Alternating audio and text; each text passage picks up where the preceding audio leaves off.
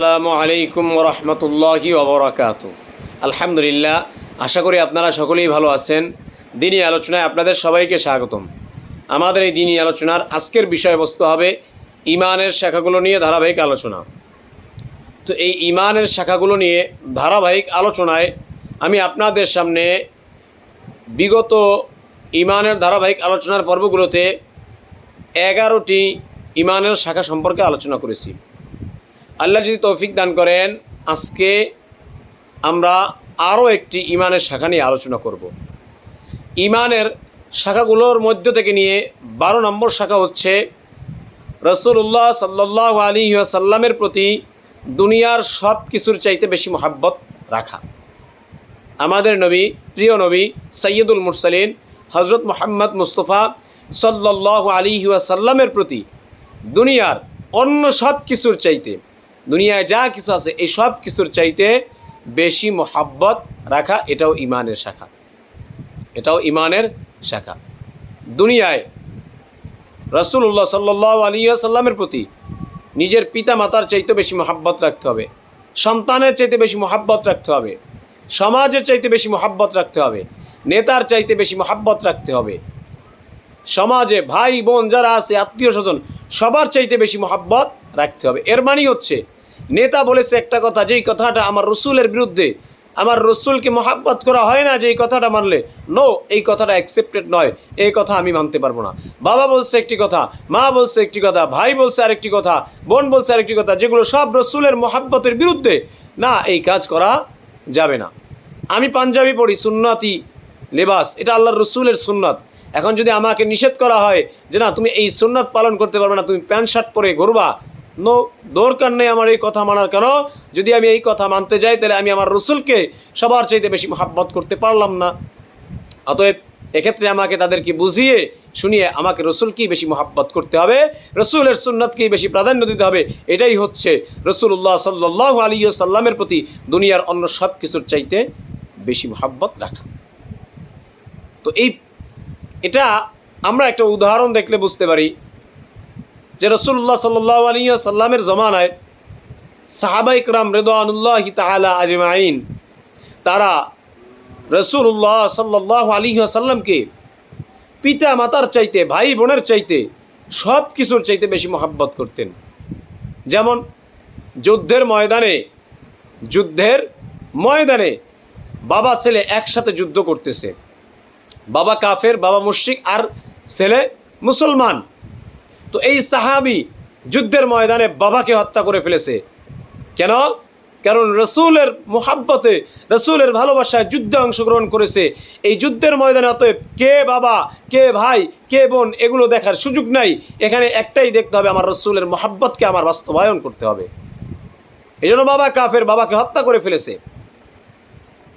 রাসূলুল্লাহ সাল্লাল্লাহু আলাইহি ওয়াসাল্লামকে সাহাবায়ে কেরাম এরকমভাবে ভালোবাসতেন, নিজের পিতার চাইতে বেশি ভালোবাসতেন, নিজের মায়ের চাইতে বেশি ভালোবাসতেন, নিজের ভাইয়ের চাইতে বেশি ভালোবাসতেন, নিজের স্ত্রীর চাইতে বেশি ভালোবাসতেন, নিজের সন্তানের চাইতে বেশি ভালোবাসতেন, নিজের বোনদের চাইতেও বেশি ভালোবাসতেন। এরকম ভালোবাসাটা আমাদেরকে প্রকাশ করতে হবে। কিন্তু আমাদের রসুলের প্রতি ভালোবাসা কতটুকু? শুধু রাস্তায় মিছিল, আর কিছুই না।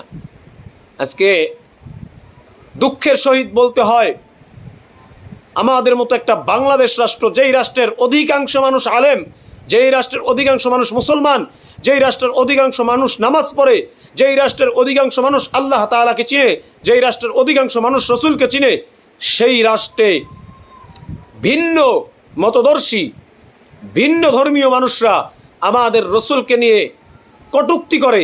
সেখানে আমাদের শুধু আফসোস, তার মোহাব্বত শুধু রাস্তায় একটা মিছিল, ব্যাস।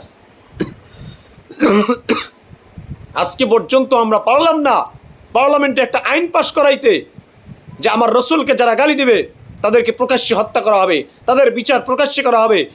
এই আইনটাও আমরা পাশ করাইতে পারলাম না। তাহলে আমরা রসুলকে কি ভালোবাসি? রসুলকে শুধু ভালোবাসি আবেগ দিয়া। রসুলের সুন্নত নেই আজকে আমাদের মধ্যে, তাহলে রসুলকে আমরা কীভাবে ভালোবাসবো? হ্যাঁ, আজকে আফসোস লাগে, একটা খবর বলতে আফসোস লাগে যে আজকে আমরা রাসূলকে কিভাবে মোহাব্বত করি। রাসূলের শানে যেই সমস্ত কাজগুলো বেদাত, সেই বেদাতটা করে না কারণে সাতিমে রসুল হয়ে যায়। এবং আলেমকে, মসজিদের ইমামকে আমরা কি করি, যে ও আমার রসুলকে পিয়ন বলেছে, সেই জন্য কি করি, ইমাম সাহেবকে আমরা ছুরি আঘাত করি, ইমাম সাহেবকে হত্যা করার জন্য পরিকল্পিতভাবে আঘাত করি। আজকে আমাদের মোহাব্বত এই রসুলের প্রতি, অথচ ইমাম সাহেব কি বলেছেন, ইমাম সাহেব বলেছেন এই কাজটা বেদাত, এরকম না, রসুলকে ভালোবাসতে হয় অন্যরকম। আর আজকে সেই কাজের জন্য আমার রসুলের প্রতি এত মোহাব্বত যে যার পিছনে দাঁড়িয়ে আমি আমার কেয়ামতটা তার উপরে ছেড়ে দেই, আমি আমার হাসরটা তার উপরে ছেড়ে দেই, জান্নাতটা তার উপরে ছেড়ে দেই, জাহান্নামটা তার উপরে ছেড়ে দেই, কিন্তু আজকে তার উপরেই আমি অস্ত্রাঘাত করি। এখানে রসুলের সুন্নাত, এটা রসুলের সুন্নাত। রাসূলের সুন্নাত শুধু মিলাদ পড়া, রাসূলের সুন্নাত শুধু দাঁড়িয়ে মিলাদ পড়া, এটাই রাসূলের সুন্নাত। এখানেই আমার আবেগটা খুব জেগে ওঠে, আর কোথাও আবেগ নেই। হ্যাঁ, মিলাদ পড়া এটাই রাসূলের সুন্নাত না, এটাকে এখানেই শুধু আমাদের আবেগ ফুসলে ওঠে, আর কোনো জায়গায় আবেগ নেই। আর তোমার এত আবেগ, তাহলে এই যে আবেগগুলো কোথায় গেল? তুমি তো বদমাইশ, তুমি কিসের, তুমি রাসূলের মহব্বতকারী, তুমি তো অসভ্য। রাসূলকে যারা কটূক্তি করছে তাদেরকে তুমি কিছু করতে পারলা না। আর একজন ইমাম সাহেব, সে সঠিক কথা বলছে, বা সঠিক না হোক, সে তো মারাত্মক কিছু বলে নাই, তাকে তুমি, আচ্ছা কেন? কারণ তার সাথে তুমি পারো, তার সাথে তুমি অন্যায় করতে পারো, আর ওদের সাথে অন্যায় না হলে ওদের সাথে পারো না, তাই তুমি তোমার মধ্যে রাসূলের কি মহব্বত? তুমি অন্যায়ের প্রতিবাদ করতে পারো না, তোমার মধ্যে রাসূলের কি মহব্বত, রাসূলের কি সুন্নাত? এগুলো ভাওতাবাজি ছাড়া আর কিছুই নয়।